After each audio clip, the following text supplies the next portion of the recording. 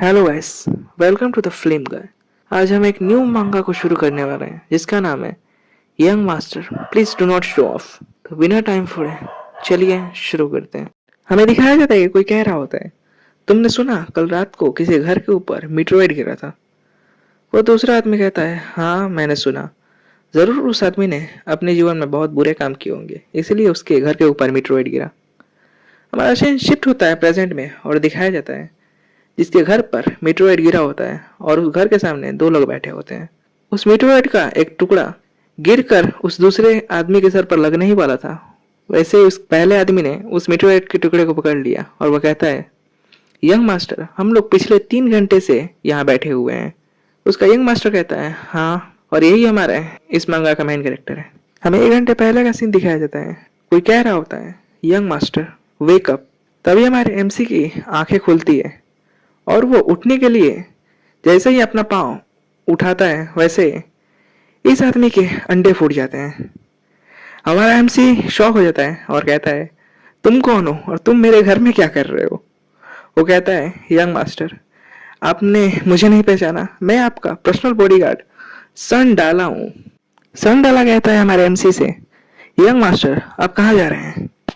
जैसे ही हमारा एमसी घर से बाहर निकलता है वैसे ही लोग उसे देखकर बातें करने लगते हैं कि ये तो लिन शिवान है ना, लिन फैमिली से। हमने सुना था कि ये कल रात को टूटते हुए तारे के चपेट में आ गया था। लोग कह रहे होते हैं वो इतना अजीब तरह से क्यों खड़ा है, उसने जूते भी नहीं पहने। हमारा एमसी चारों तरफ देख रहा होता है, तभी वो ऊपर देखता है कि कुछ लोग उड़ रहे होते हैं। वो उनको उड़ते हुए देखकर कहता है, क्या ऊपर कोई उड़ रहा है। और वो सब देखकर वो बेहोश हो जाता है। तभी उसका बॉडी गार्ड आता है। वो कहता है, क्या आप फिर से सो गए। हमारा एमसी सोच रहा होता है ये जरूर एक सपना है, ये रियलिटी हो ही नहीं सकती। सीन वापस प्रेजेंट में आता है। उसका बॉडीगार्ड बोल रहा होता है, यंग मास्टर बाहर बहुत ज्यादा ठंडी है, आपको घर के अंदर वापस जाना चाहिए। वो उसकी ओर अपना हाथ बढ़ाता है। हमारा एमसी कहता है, हाँ क्यों नहीं, घर के अंदर ही चलते हैं। वो उसके हाथ को जैसे ही छूता है वैसे ही एक विंडो ओपन होती है और उस पर लिखा होता है एक्टिवेटिंग। हमारा एमसी शॉक हो जाते हैं, अब ये क्या है। वो बॉडीगार्ड कहता है, यंग मास्टर आपने मेरे हाथ को बहुत ज्यादा टाइटली पकड़ा हुआ है। हमारा हमसे बोलता है, रुको हिलो मत। तभी उस विंडो पर लिख के आता है, कॉपी सक्सेसफुल, लोडिंग कंप्लीट।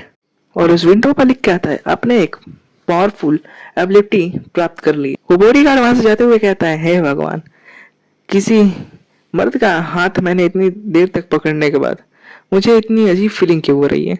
हमारा मेन कैरेक्टर एक स्टोन को उठाता है और वो पत्थर को अपने सिर्फ हाथों से ही दबा कर तोड़ देता है। वो सोचता है, क्या ये मेरी पावर है। हमारा एमसी कहता है, जे अभी अभी जैसे मैंने सन डाला के हाथ को पकड़ा वैसे मुझे लगा कि मैंने उसकी एबिलिटी की एक कॉपी कर ली।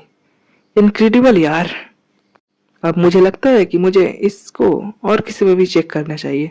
सन डाला ने मुझसे कहा कि फ्रेगनेंट पेविलियन में एक लड़की है जो जानवरों से कम्युनिकेट कर सकती है, मुझे जाके कंफर्म करना चाहिए।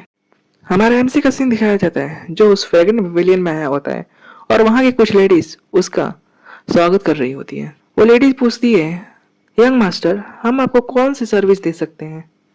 हमारा एमसी कहता है, इस पैसे को रखो और मुझे उस लड़की से मिलाओ जो तुम्हारे वेवेलियन में जानवरों से बातें कर सकती है। सन डाला हमारे एमसी को वहां जाने से रोक रहा होता है। वो कहता है, यंग मास्टर आप वहां नहीं जा सकते, आपने मैरिज एग्रीमेंट किया हुआ है, अगर आपको मैडम ने ढूंढ लिया तो आपके बड़े बड़े लग जाएंगे। हमें उस लड़की का सीन दिखाया जाता है जो जानवरों से बातें कर सकती है। वो कहती है, यंग मास्टर आपका स्वागत है, मैंने सुना कि आप स्पेशली मुझसे मिलने आए हैं, क्या बात है यंग मास्टर। हमारा एनसी भी कहता है, क्या तुम मुझे ये बता सकती हो कि ये बर्ड क्या कह रहा है। वो कहती है, ये बर्ड आपकी हैंडसमनेस की तारीफें कर रहा है। हमारा एमसी सोच रहा होता है, जैसा कि मैंने सुना था ये लड़की जानवरों से बातें कर सकती है, तो फिर तभी वो लड़की कहती है, यंग मास्टर आप मुझे ऐसे क्यों देख रहे हैं। तभी हमारा एमसी उसके हाथों को तुरंत पकड़ लेता है। हमारा एमसी कहता है, अगर ये जानवरों से बातें कर सकती है तो मैं पीछे नहीं हटूंगा। वो लड़की बोलती है, यंग मास्टर आप ये क्या कर रहे हैं। तभी विंडो फिर से ओपन होता है और उसकी एबिलिटी को कॉपी करने लगता है। हमारा एमसी सोचता है, तो मैं सचमुच दूसरे की एबिलिटी को सिर्फ टच करने से कॉपी कर सकता हूँ, ये बहुत ज्यादा बेहतर है। लोडिंग 99% हो ही चुका था। तभी पीछे से कोई हमारे एमसी को मारता है जिससे वो उसका हाथ छूट जाता है और वो नीचे गिर जाता है। वो पलट के कहता है, अबे कौन है बे? हमें दिखाई देता है इसके पीछे एक लड़की खड़ी होती है और वो कहती है, लिन शायू, मेरे साथ चलो। और आगे का हमें पता चलता है कि हमारे एमसी का नाम है लिन शायू, मैं इसे लिन ही कहूँगा। वो कहती है, मैं सोच भी नहीं सकती कि तुम्हारा जैसा एक आदमी मेरा फ्यूचर ब्रदर इन लॉ बनेगा। हमारा लिन कहता है, अबे तू है कौन और मैं तेरी बात क्यों सुनूं? वो लड़की गुस्से में कहती है, तुम अभी भी दिखावा कर रहे हो, और उसे खींच कर एक किक दे दिए जिससे वो नीचे गिर जाता है और उसे वो किक पर किक मार रही होती है। हमारा लिन कहता है, सन डालू तुम कहाँ हो? दिन के उजाले में तुम किसी इनोसेंट आदमी को मार खाते हुए देख रहे हो। वो लड़की हमारे लिन के सर पर मारकर उसे बेहोश कर देती है और कहती है, अगर तुम मेरे फ्यूचर ब्रदर इन लॉ नहीं बनने वाले होते ना तो मुझे तुमसे कोई भी परेशानी नहीं होती। फ्यूचर ब्रदर इन लॉ मतलब हमारे लिन की शादी इसकी बहन से होने वाली है। हमें लिन को दिखाया जाता है जो सो रहा होता है, तभी उसका बॉडीगार्ड उसे आकर जगाता है। वो अचानक से उठता है, लेकिन इस बार उसके बॉडीगार्ड के अंडे फूटने से बच जाते हैं, लेकिन उसके बट में बहुत ज्यादा जोर से पेन होने लगता है। वो पूछता है, सन डालो मैं यहाँ कैसे आया? बॉडीगार्ड बोलता है, मिस एरन आपको यहाँ लाई और उनकी जुत्ती के निशान आपके बट पर अभी भी है। हमारा लिन कहता है, सन डालू तुम मेरे बॉडीगार्ड हो तो तुमने उस औरत को क्यों नहीं मारा? बॉडीगार्ड कहता है, मैं मिस ईर को नहीं मार सकता, वो हेवेनली फोर्स्ड आर्ट पोसेस करती हैं। इसमें गलती आपकी ही है, आपने उसकी बहन से शादी करने का एग्रीमेंट किया है। हमारा लिन कहता है, शादी करने का एग्रीमेंट? वैसे वो है कौन? बॉडीगार्ड कहता है, यंग मास्टर आपको सचमुच याद नहीं आ रहा? वो जाओ लिंगियन है, जाओ फैमिली की सेकेंड मिस। आपकी और जाओ लिंगियन की मैरिज अरेंजमेंट बचपन में ही हो गई थी। बॉडीगार्ड सोचता है, लगता है कि लास्ट नाइट जब वो एस्टेरॉइड मास्टर से टकराया था तब से मास्टर पागल हो गए हैं। हमारा लिन ये सब सुन के शॉक में होता है। वो कहता है, मैं समुद्र का प्रिंस हूँ और मैं सच में यहाँ अरेंज मैरिज में फंस गया हूँ। इस अरेंज मैरिज को मुझे कैंसिल करना होगा। मैं अपने खुशनुमा जीवन को ऐसे बर्बाद नहीं कर सकता। हमारा लिन कहता है, तुमने कहा कि मुझे मिस एयर ने वापस लाया है। बॉडीगार्ड कहता है, यस यंग मास्टर।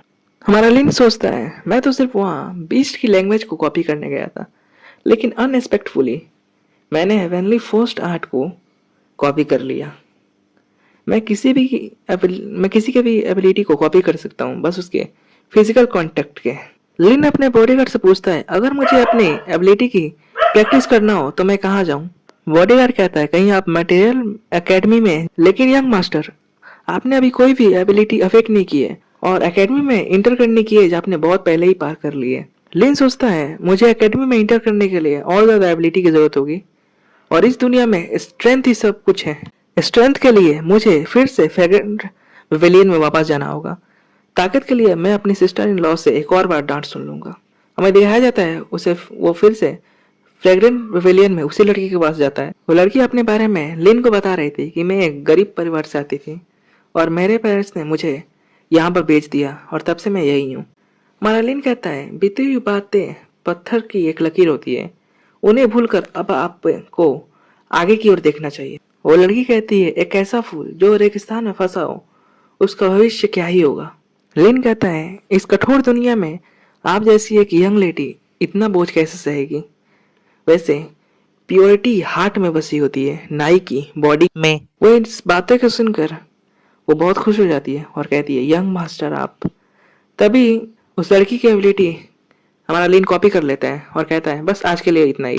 वो कहती है, यंग मास्टर आप बिल्कुल सही कह रहे हैं, मैं अपने जीवन को रिस्पेक्टफुली जीने के लिए और ज़्यादा मेहनत करेंगे फ्यूचर में।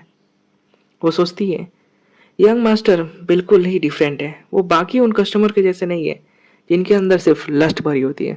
हमारा लिन वहाँ से जा रहा होता है, तभी वो चिड़िया कहती है, लिटिल यंग मास्टर आप जा रहे हैं, एक स्माइल तो करते हुए जाइए। हमारा लिन एक इविल स्माइल करता है जिससे वो वर्ड बुरी तरह से डर जाती है। हमारा लिन उस पवेलियन से बाहर निकलते हुए सोचता है, उस लड़की के भी जीवन में कुछ खास नहीं चल रहा है। वैसे उसकी एबिलिटी गेन करने के बाद मुझे उसकी भी केयर थोड़ी करनी चाहिए। तभी उसे अचानक से ठंड लगने लगती है और वो कहता है, मुझे अचानक से इतनी बैड फीलिंग क्यों हो रही है? तभी वो सामने देखता है और सामने मिस एरे होती है जो बहुत ज़्यादा गुस्से में होती है। और हमारा फर्स्ट एपिसोड यहीं ख़त्म हो जाता है। अगर ये मांगा आपको पसंद आई तो एक प्यारा सा कमेंट और एक लाइक ज़रूर कर दीजिएगा ताकि मैं समझ पाऊँ कि कितने लोगों को ये मांगा पसंद आई, ताकि इसका अगला एपिसोड मैं जल्द से जल्द ला सकूँ। तो मिलते हैं अगले वीडियो में। Thanks for watching.